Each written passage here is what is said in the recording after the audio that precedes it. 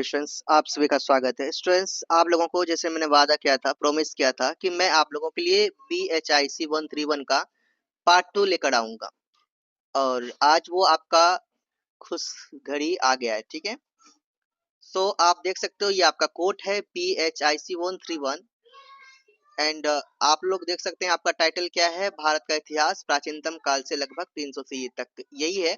और यहीं तक का स्टोरी आपको यहाँ पर देखने को मिल रहा है। ध्यान से आप लोग एक एक पॉइंट को समझेंगे जो भी मैं आपको समझाऊं, और आप लोग वादा करेंगे कि पूरा वीडियो अंत तक देखेंगे। अगर अंत तक देख लेंगे तो फायदा किसको है? आपको है, क्योंकि आपको याद भी करने का जरूरत नहीं पड़ेगा और एग्जाम में जाओगे ऑटोमेटिक लिखना स्टार्ट कर दोगे। आपका पेन तो रुकेगा ही नहीं, क्योंकि मैंने ऐसे ऐसे मोस्ट में क्वेश्चंस लिया है जो क्वेश्चंस यहाँ से बाहर कुछ नहीं आ सकता। 2 PDF 2 वीडियो आपको मिल रहा, और भी कई वीडियोस हैं। आप लोग बुक रिवीजन नहीं किए हैं, बुक भी रिवीजन कर लीजिएगा, क्योंकि इसका भी वीडियो मैंने अपलोड कर दिया है। डिस्क्रिप्शन में इसका लिंक आपको मिल जाएगा। सो आपको कंटिन्यू ध्यान से समझना है पॉइंट को। चैनल में न्यू हो, चैनल को अभी तक सब्सक्राइब नहीं किए हैं, चैनल को जल्दी सब्सक्राइब कर लीजिए। और आप लोग कहाँ से वीडियो देख रहे हैं कमेंट जरूर कीजिए। लाइक नहीं किए हैं, अभी आए हैं वीडियो में अभी तक लाइक नहीं किए हैं, लाइक कर दीजिए। जितना लाइक करेंगे उतना वीडियो मेरा आगे बढ़ेगा। सो आप लोग जल्दी से कर लीजिए। तो स्टूडेंट्स, टाइम वेस्ट नहीं करते, स्टार्ट करते हैं। और ध्यान से एयरपोर्ट लगा लीजिए, ब्लूटूथ लगा लीजिए और ध्यान से समझिए, ध्यान भटकना नहीं चाहिए। सो स्टूडेंट्स, ये आपका है most important question and answer. December exam 25 के लिए एंड जून एग्जाम 26 के लिए, ये दोनों के लिए है मोस्ट इंपोर्टेंट क्वेश्चन, दोनों के लिए मोस्ट क्वेश्चन आंसर है। सो ध्यान से समझिए स्टूडेंट्स, आपका फर्स्ट ये टॉपिक मैंने लिया है, टॉपिक है, क्वेश्चन भी मान सकते हो। टॉपिक आपका क्या है? मौर्य साम्राज्य की अर्थव्यवस्था। जो मौर्य साम्राज्य थी उस समय उनकी अर्थव्यवस्था क्या थी और उस समय उनका समाज कैसा था। तो मौर्य साम्राज्य की अर्थव्यवस्था और समाज के बारे में आपको बताना है। सो ध्यान से समझिएगा।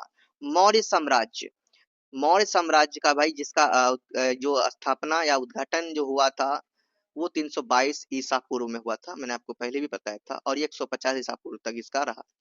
सो ये भारत का पहला व्यापक रूप से संगठित और केंद्रीकृत साम्राज्य था। नहीं, बहुत ही एकदम सही तरीके से, बहुत ही बड़ा और सही तरीके से संगठित, सुसंगठित। ठीक है, तो इस तरह से शांति और बड़ा कह सकते हो, ये कह सकते हो कि बहुत अच्छा प्रशासन वाला एक साम्राज्य था, बहुत बड़ा, जिसका नेतृत्व जिसका सुपर हीरो कौन था? चंद्रगुप्त मौर्य। कौन था? चंद्रगुप्त मौर्य। और इस तरह से चंद्रगुप्त मौर्य द्वारा स्थापित और अशोक महान के काल में अपने चरम पर पहुंचे इस साम्राज्य की अर्थव्यवस्था और समाज दोनों ही अत्यंत संगठित तथा समृद्ध थे। अब बात करते हैं मौर्य साम्राज्य में अर्थव्यवस्था, मतलब अर्थव्यवस्था का मतलब कि उस समय बिजनेस कैसे चलता था, लोग जो कमाते थे कैसे कमाते थे।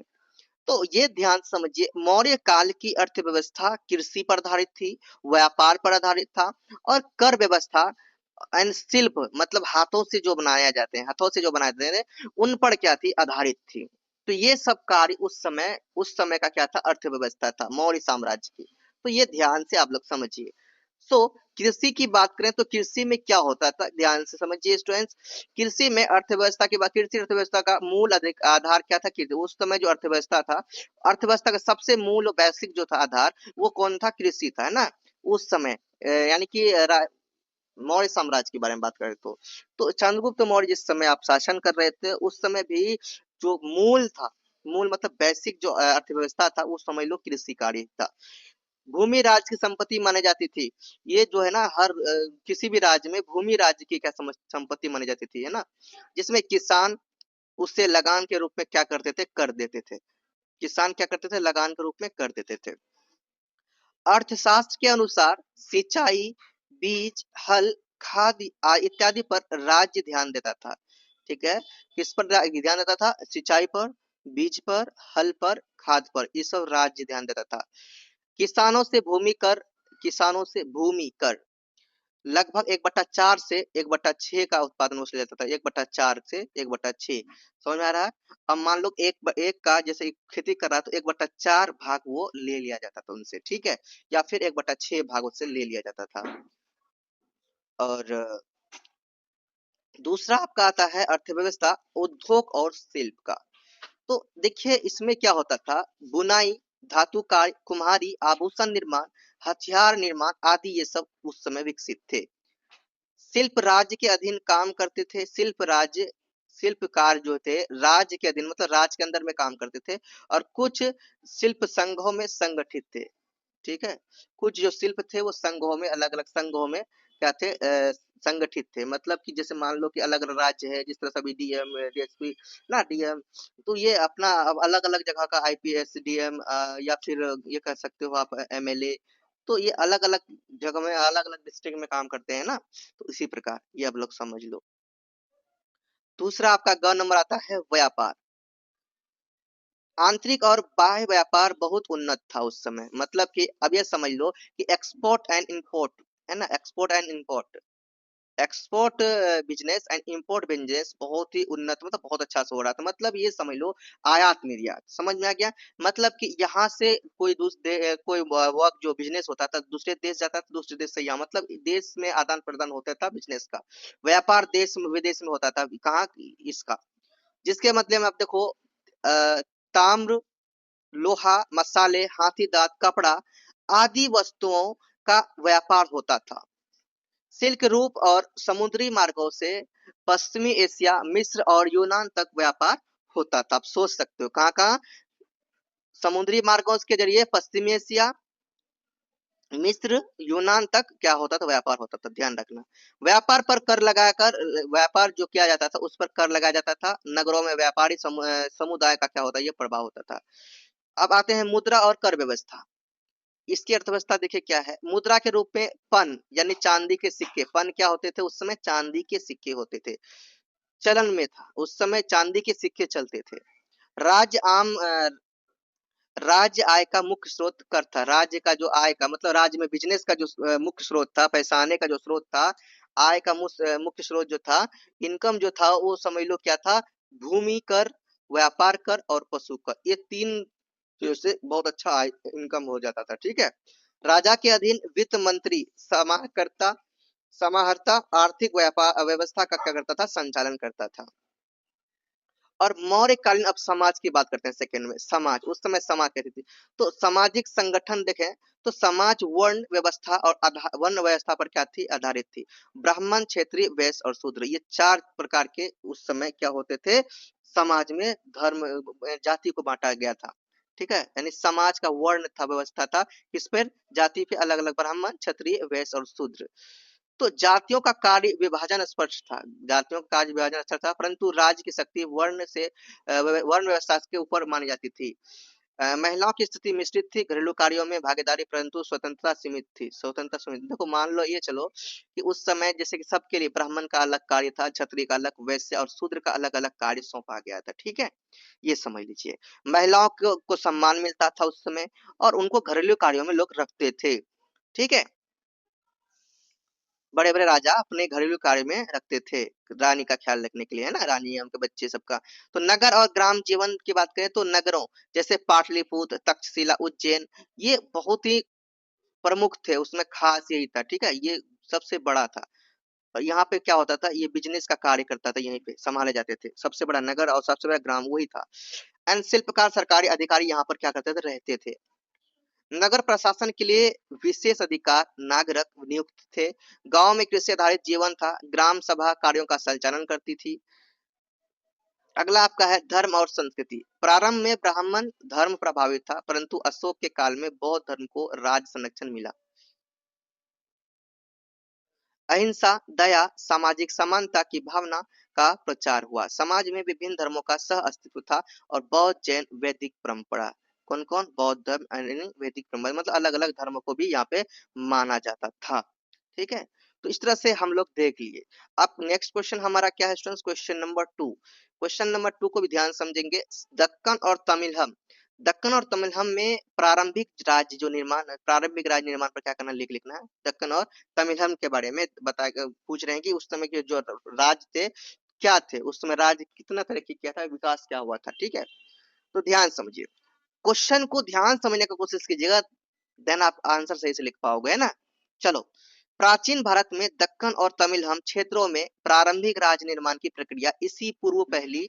इसी ये देखो ध्यान समझो, प्राचीन भारत में दक्कन और तमिलहम क्षेत्रों में प्रारंभिक राज निर्माण की जो प्रक्रिया ईसा पूर्व पहली सहस्राब्दी में क्या हो गई थी, शुरू हो गई थी।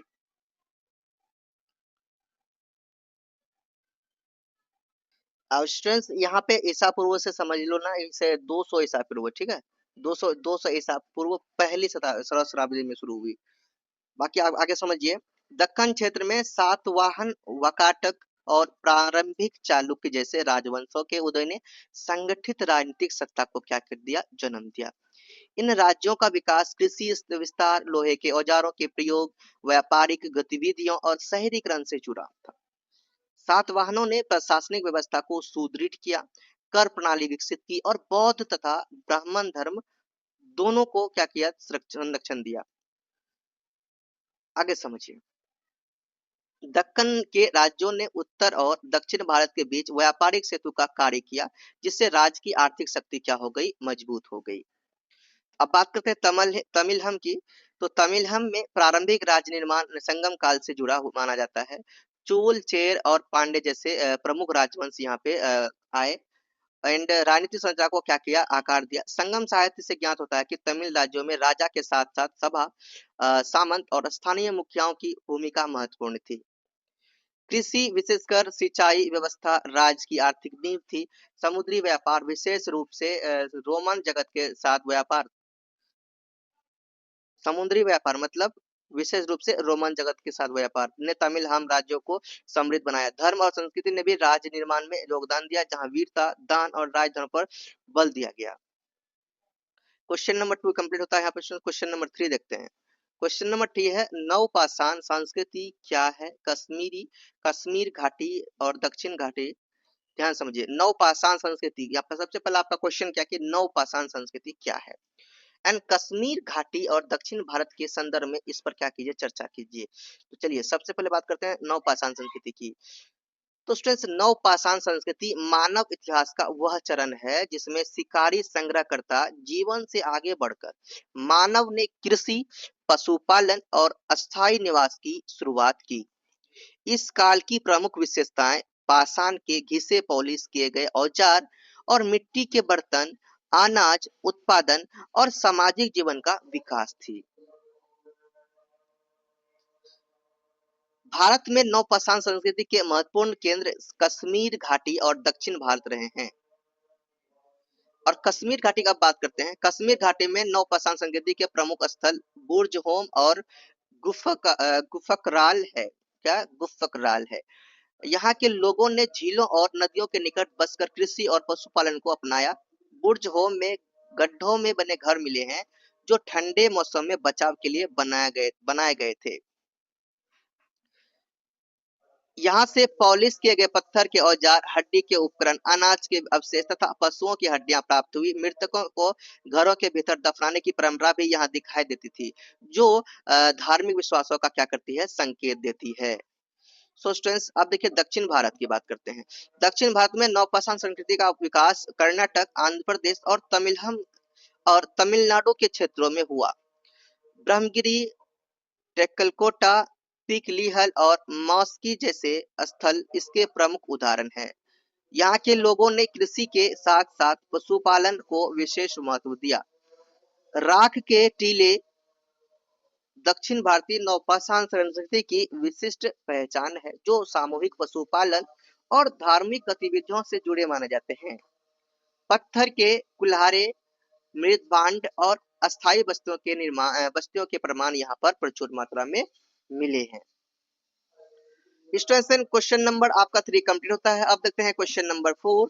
क्वेश्चन नंबर 4 ध्यान समझिए क्या है। ये कह रहा है उत्तर वैदिक राज्य व्यवस्था, उत्तर वैदिक राज्य व्यवस्था और समाज की प्रमुख मुख्य व्यवस्थाओं का क्या कीजिए, वर्णन कीजिए।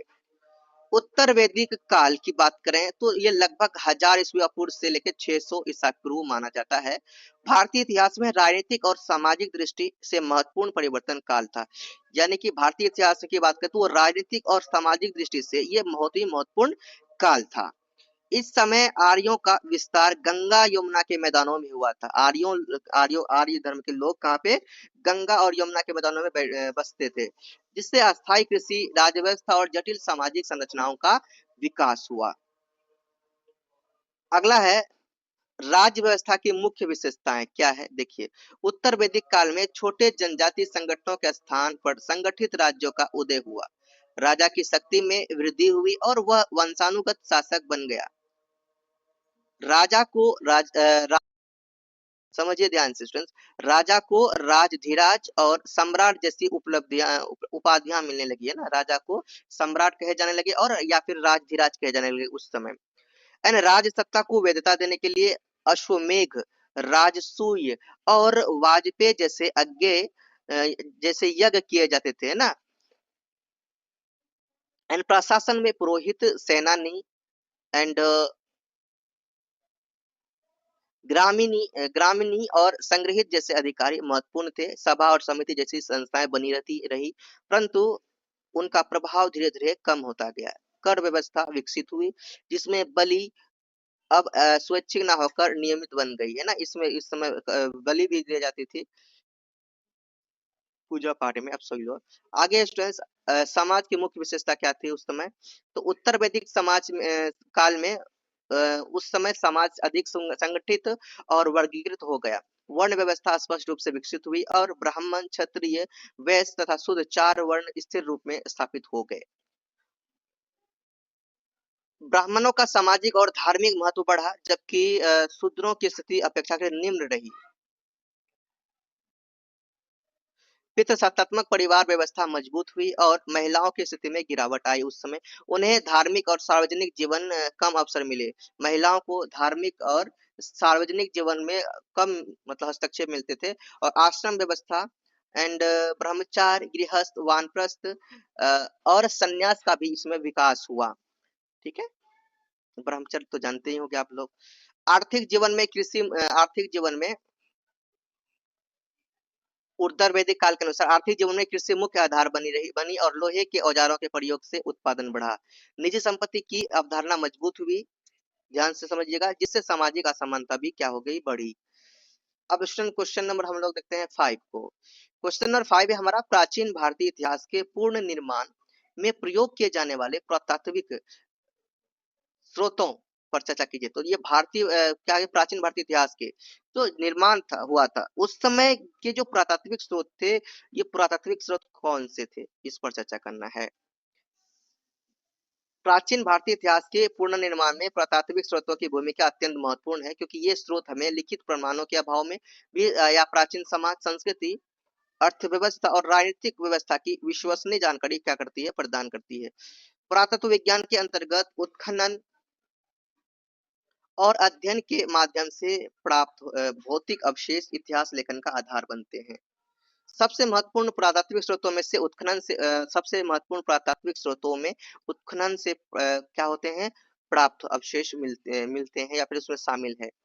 तो उत्खनन से जो उत्खनन करते हुए मतलब खुदाई उदाई करके कुछ अवशेष मिले हैं, तो ये बहुत ही महत्वपूर्ण स्रोत है हमारे लिए इतिहास का, प्राचीन इतिहास का। एंड मोहनजोदड़ो, हड़प्पा, धोलावीरा, बुर्ज ब्रह्मगिरी जैसे स्थलों से प्राप्त नगर योजना, आवास, सड़कें उस समय उस जगह मिले थे। वही हम लोग जो खोजे तो वहां पे हम लोगों को क्या मिला, नगर योजना मिला, आवास मिला, सड़कें, जल प्रबंधन प्रणाली और औजार, प्राचीन पुराने औजार और जीवन की स्पष्ट तस्वीर प्रस्तुत करते हैं। वहां पर मिले हमको ये सब चीज। ठीक है, इनसे आर्थिक गतिविधियों और सामाजिक संगठन और तकनीक विकास की जानकारी मिलता है। मृद भांड मतलब मिट्टी के बने बर्तन भी मिले, ये भी महत्वपूर्ण स्रोत है। विभिन्न संस्कृतों जैसे कि काली पोलिस, मृदभांड जैसे चित्रित धूसर मृदभांड और उत्तरी काली पोलिस मृदभांड के आधार पर काल निर्धारण, सांस्कृतिक विकास और आपसी संपर्कों को क्या करती है, समझा जाता है। मुद्राएं की बात करें तो आर्थिक इतिहास का प्रमुख स्रोत था मुद्राएं। एंड इनसे व्यापार, शासकों की सत्ता, धार्मिक प्रतीकों और राजनीतिक विस्तार की जानकारी मिलती है। पंचमार्क सिक्के, कुषाण और गुप्तकालीन मुद्राएं इसके प्रमुख उदाहरण है। अभिलेख की बात करें तो अभिलेख होता है जो कहीं पत्थर में लिखते हैं ना लेख, तो वो अभिलेख होता है। शिलालेख एंड ताम्रपत्र ऐतिहासिक घटनाओं और प्रशासनिक व्यवस्था पर प्रकाश डालते हैं। अशोक के अभिलेख है ना, अशोक ने अभिलेख बनाए थे, लिखे थे। समुद्रगुप्त का प्रयाग प्रशस्ति, समुद्रगुप्त का क्या, प्रयाग प्रशस्ति। आपको पता नहीं है प्रयाग प्रशस्ति क्या है, अशोक का अभिलेख क्या, देख लेना वीडियो सर्च करके, है ना। भूमि दान के संबंधित ताम्र पत्रों में शासन, धर्म और समाज की जानकारी इसमें क्या होती है, मिलती है। इसके अतिरिक्त क्या क्या मिले, जो कि प्राचीन काल में आपको पता है ना क्या क्या हमें प्राप्त हो गया। पुरातात्विक स्रोत में मूर्तियां, स्थापत्य अवशेष, चित्रकला, आभूषण और औजार कला, धर्म और तकनीकी, ये प्रगति को क्या दर्शाते हैं। स्तूप, मंदिर, गुफाएं और विहार तत्कालीन धर्म जीवन का एक क्या है, प्रमाण है। सो स्टूडेंट्स, ये आपका कंप्लीट था क्वेश्चन नंबर 5। अब देखते हैं क्वेश्चन नंबर 6। मध्य पाषाण संस्कृति पर क्या करना है, टिप्पणी लिखना है। तो मध्य पाषाण संस्कृति पाषाण युग का वह, ध्यान समझिए कि मध्य पाषाण संस्कृति पाषाण युग का वह महत्वपूर्ण चरण है जो पूरा पाषाण और नव पाषाण संस्कृतियों के बीच विकसित हुआ। भारत में इसका काल लगभग 10,000 ईसा पूर्व से 4,000 ईसा पूर्व माना जाता है। इस संस्कृति की सबसे बड़ी जो विशेषता है वो क्या है, देखिए, वो सूक्ष्म पाषाण औजार, मतलब जिसे माइक्रोलिथ कहते हैं, छोटे छोटे जो औजार होते हैं उसे क्या कहा जाता है स्टूडेंट्स, माइक्रोलिथ कहा जाता है। एंड इनका क्या प्रयोग होता था, जो शिकार, मछली पकड़ने और दैनिक कार्यों में उपयोग किए जाते थे। इस समय मानव मुख्यतः शिकारी संग्रहकर्ता, परंतु शिकार की तकनीक अधिक, देखो उस समय लोग शिकारी करते थे, यानी शिकार का संग्रह करता था। शिकार संग्रह करता मतलब शिकार कर करके जुटाते थे, है ना। भोजन भोजन अपना शिकार से जुटाते, शिकार करके जानवरों वरनों को मार दिया, तो इन सब से भोजन जाते, परंतु शिकार की जो तकनीक थी वो अधिक उन्नत हो गई थी उस समय। धनुष बाण का प्रयोग शुरू हुआ, जिससे शिकार क्या हो गया, आसान हो गया। धनुष बाण का जब प्रयोग होने लगा तो शिकार, तो दूर से ही धनुष मार के शिकारी लोग क्या करते थे, शिकार क्या करते थे। लोग नदियों, झीलों, जंगलों के पास अस्थायी आवासों में रहने लगे। भीमबेटका, बागोर, आदमगढ़ और लंगनाच इसके प्रमुख स्थल हैं। भीमबेटका देखिए स्टूडेंट्स, ये क्या है, मैंने पिछले वीडियोस में आप बुक नहीं, देखो बुक नहीं पढ़े हैं ना, बुक पढ़ लीजिएगा, क्योंकि मैंने बुक का भी इसका बुक का भी रिवीजन करवाया है, तो बुक देख लीजिएगा। बुक में मैंने भीमबेटका क्या है ये सब बताया है। शैला चित्रकला से शैला चित्रकला से सामूहिक शिकार, नित्य और सामाजिक जीवन के प्रमाण ये सब मिलते हैं। इस काल में पशुपालन की प्रारंभिक प्रक्रिया और सामाजिक सहयोग का विकास हुआ, जिसने जिसने नवपाषाण संस्कृति की नींव रखी। क्वेश्चन नंबर आपका है स्टूडेंट्स, क्वेश्चन नंबर 7। प्रारंभिक हड़प्पा संस्कृति पर टिप्पणी क्या कीजिए। प्रारंभिक हड़प्पा संस्कृति सिंधु घाटी सभ्यता का लगभग का प्रारंभिक चरण मानी जाती है, जिसका काल लगभग 3300 ईसा पूर्व से 2600 ईसा पूर्व के बीच माना जाता है। यह संस्कृति पूर्ण विकसित हड़प्पा सभ्यता की आधारशिला थी। इस चरण में ग्रामीण बस्तियों का विस्तार हुआ और कृषि और पशुपालन जीवन का मुख्य आधार बने। लोग गेहूं, जौ आदि की खेती करते थे तथा बैल, गाय और भैंस जैसे पशु पालते थे। प्रारंभिक हड़प्पा स्थलों जैसे कि कोट, दीजी, अमरी, कालीबंगा, यानी कि प्रारंभिक प्रारंभिक स्तर, और बानावली में कच्ची ईंटों से बने मकान, साधारण सड़कें और भंडारण की व्यवस्था के प्रमाण मिलते हैं। मिट्टी के बर्तनों पर साधारण चित्रांकन दिखाई देता है। शिल्प कला, तांबे के औजार और व्यापारिक संपर्कों का भी प्रारंभ हो चुका था। इस प्रकार प्रारंभिक हड़प्पा सभ्यता ने शहरी हड़प्पा सभ्यता के विकास की मजबूत नींव रखी। क्वेश्चन नंबर आपका 8 है, ये सब टिप्पणी वाले क्वेश्चन है, 10 मार्क्स पूछ जाते हैं। प्रारंभिक वैदिक धर्म पर क्या कीजिए, टिप्पणी कीजिए। ध्यान समझिए स्टूडेंट्स, प्रारंभिक वैदिक धर्म ऋग्वैदिक काल को कहा जाता है। तो ऋग्वैदिक काल से क्या है, संबंधित है। अब ऐसे भी इसका समय जो है, समय सीमा 1500 ईसा पूर्व से लेके 1000 ईसा पूर्व माना जाता है। यह धर्म मुख्यतः प्रकृति पूजा पर आधारित था। वैदिक धर्म लोगों ने अग्नि, इंद्र, वरुण, सोम और वायु जैसे प्राकृतिक देवताओं की आराधना की। इंद्र को वर्षा और युद्ध का क्या माना, देवता माना जाता था, जबकि अग्नि को देवताओं और मनुष्यों के बीच मध्यस्थ समझा जाता था। प्रारंभिक वैदिक धर्म में यज्ञ और मंत्रों का विशेष महत्व था। यज्ञों के माध्यम से देवताओं को प्रसन्न कर समृद्धि, वर्षा, संतान और विजय की कामना की जाती थी। इस काल में मंदिर, मूर्ति पूजा और जटिल कर्मकांड का अभाव था। धर्म सरल था और सामाजिक जीवन से जुड़ा हुआ था। नैतिक मूल्यों जैसे सत्य, ऋतु रीत सार्वभौमिक नियम रीत होते थे और दान पर बल दिया गया। क्वेश्चन नंबर 9 है स्टूडेंट्स, मोस्ट क्वेश्चन, मेहरगढ़ पर क्या करना है टिप्पणी। समझिए, मेहरगढ़ दक्षिण एशिया के सबसे प्राचीन नौपाषाण स्थलों में से एक है जो वर्तमान प्राचीन के बलूचिस्तान में स्थित है। मेहरगढ़ कहाँ है? अभी भी बलिस्तान में, बलूचिस्तान में स्थित है। ठीक है, कहाँ के? पाकिस्तान के क्षेत्र में बोलन दर्रे के निकट है। इसका इस काल का काल की बात करें, इसका काल की बात करें मेहरगढ़ का, तो वो 7000 ईसा पूर्व से 25 ईसा पूर्व माना जाता है। मेहरगढ़ सिंधु घाटी सभ्यता के विकास की प्रारंभिक अवस्था को समझने के लिए अत्यंत महत्वपूर्ण स्थल है। मेहरगढ़ के जो ये देखो ना, जब यानी कि हड़प्पा सभ्यता का विकास हो रहा था, तो अब ये समझ लो कि हड़प्पा सभ्यता का विकास समझ लो, उसके उस समय ही ये जो आपको मेहरगढ़ सिंधु घाटी सभ्यता हड़प्पा सभ्यता को ही कहा जाता है, ये ध्यान रखना।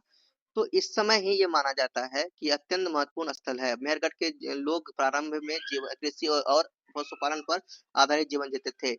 वे गेहूं और जौ की खेती करते थे तथा गाय, भेड़ और बकरी पालते थे। यहाँ कच्ची ईंटों से बने घर, अनाज भंडारण के प्रमाण और पॉलिश किए गए पत्थर के औजार मिले हैं। बाद के चरणों में तांबे के औजार, मनके क्या होता है, ये सब मैंने वो वीडियो में दिखाया भी है, बताया भी है। ठीक है, तो आप लोग बुक वाला वीडियो जरूर देखिएगा। ठीक है, आभूषण और मिट्टी के बर्तन भी प्राप्त हुए हैं।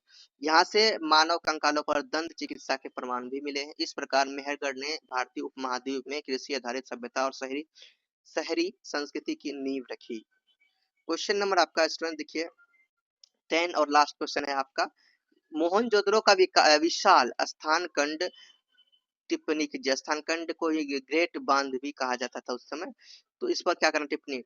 तो मोहनजोदड़ो का जो कि विशाल स्नान, यहाँ स्नानागार के ही तो स्थान खंड मतलब स्नानागार के ही बारे में चर्चा करने के लिए बोला गया है। तो मोहनजोदड़ो का विशाल स्नानागार जिसे ग्रेट बाथ भी कहा जाता था, है ना, ग्रेट बाथ भी कहा जाता था। ये क्या है? Great bath. तो स्नानागार जो था, तो वो उसे ग्रेट बाथ भी कहा जाता है। सिंधु घाटी सभ्यता की एक अद्वितीय और महत्वपूर्ण क्या था भाई? संरचना था, एक अद्वितीय था, है ना, ये अलग ही प्रकार का संरचना बनाया गया था स्नानागार।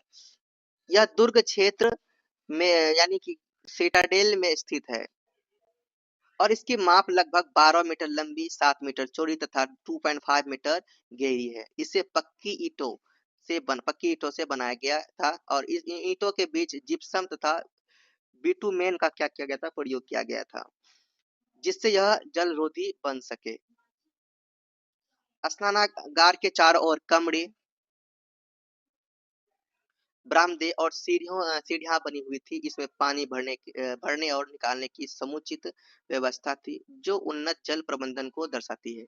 इतिहासकारों के अनुसार ग्रेट बांध का उपयोग धार्मिक अनुष्ठानों, सामूहिक स्थान और पवित्र स्नान के लिए किया जाता है। और यह संरचना सिंधु सभ्यता के लोगों की स्थापत्य कुशलता, स्वच्छता के प्रति जागरूकता और धार्मिक जीवन की महत्ता को दर्शाती है। इस तरह से स्टूडेंट्स मैंने आपको कंप्लीट जो भी मोस्ट क्वेश्चन थे वो करवा दिए हैं। अब मैं थोड़ा सा आपको दिखा देता हूँ कि आपको कौन सा वीडियो में देखने के लिए जोर दे रहा हूँ। आपको बुक वाला वीडियो देखना है, आपको सर्च करना है BHIC 131 बुक रिविजन प्रेम सर। ठीक है, यूट्यूब में सर्च किए तो बुक रिविजन ये जो दिख रहा है ना BHIC 131, इसी वीडियो को आपको क्या करना है? क्लिक कर देना है। ठीक है, तो ये आपको क्लिक करके पूरा वीडियो देखना है।